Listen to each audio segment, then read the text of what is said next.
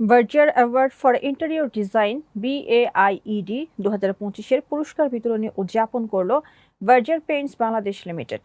25 June রাজধানীর একটি অভিজাত হোটেলে দ্বিতীয়বারের মতো আয়োজন করে ভার্জিয়ার পেইন্টস বাংলাদেশ।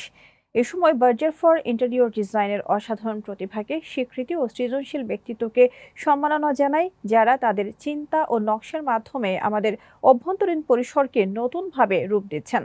এবছরের আয়োজনে মোট 7টি প্রকল্প পুরস্কার পায়। প্রফেশনাল বিভাগে পুরস্কারপ্রাপ্ত 4টি প্রকল্প হলো makeovers by Anmon, Kabita Kunja, soul এবং অজো আইডিয়া। এছাড়া স্পেস, গুলশান ও বীর চট্টলা ও প্রফেশনাল বিভাগে যাত্রা বাংলাদেশ। BAID 2025-এ প্রফেশনাল ও অ্যামেচার এই দুই বিভাগে মোট 208টি প্রকল্প জমা পড়ে।